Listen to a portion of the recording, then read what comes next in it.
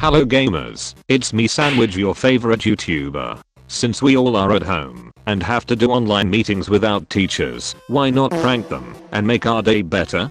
So to start off, go into Steam and search for SOUNDPAD in the shop. And then press on download. Now go into your library and launch the game.